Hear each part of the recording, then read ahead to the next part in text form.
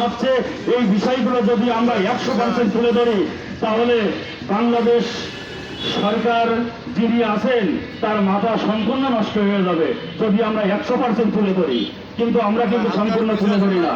আপনারা সাংবাদিক ভাইরা আপনারা দেখতে পাচ্ছেন এই যে বিভূচন্দ্র দাসকে ধর্মের অবমাননা দিয়ে তাকে প্রশাসন নিজে হাতে করে তৈরি জনতার যে সংগঠন আছে সেই সংগঠনের সদস্যদের হাতে প্রশাসন তুলে দিয়েছে।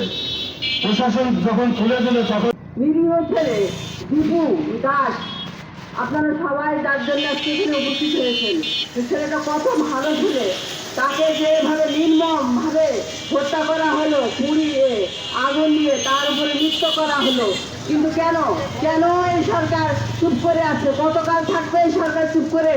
আমাদেরকে কতকাল নিপীড়িত ভাবে নিপীড়ন করতে থাকবে আর আমরা চুপ করে সহ্য করব? এই সহ্য তো আর করা যায় না। আমরা কতকাল এইভাবে মেনে নেব? আমাদের উপরে ক্রমাগত প্রহার মানসিকভাবে শারীরিকভাবে এইভাবে মেনে নেওয়া যায় না। আর আমরা এইভাবে আমরা চুপ করে থাকতে পারি না। আর যদি বলে যে না আমরা সংখ্যাগুরু বলে কিছু নেই, তাহলে সেটা সরকার আমাদেরকে বুঝিয়ে দিক। কিন্তু এইভাবে চলতে পারে না।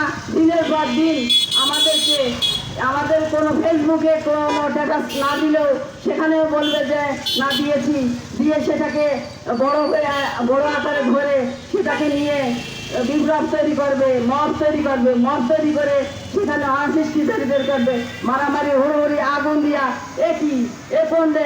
এ কোন দেশে আমরা বসবাস করি? আপনারা একটু ভেবে দেখেন। আর যারা আমরা সংখ্যালঘু আছি আমাদেরকে জেগে উঠতে হবে।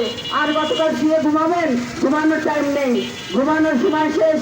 ওঠেন, এবার ওঠেন, রাস্তায় আসেন, রাজপথে কথা বলেন, নিজেকে আর ভিতরে চাপিয়ে রেখেন না। আমরা সকল শ্রেণী পেশার মানুষের কাছে এই দাবি এবং প্রশ্ন রাখতে চাই, আপনার রাজপথে আসুন, আওয়াজ তুলুন এবং এই দীপু দাসের হত্যার বিচার যেন জনসম্মুখে হয় এবং দেশের প্রশাসন যেন একটি দৃষ্টান্তমূলক শাস্তি এই দীপু দাসের হত্যাকারীদের দিতে পারে, আমরা সেই দাবি রাখি।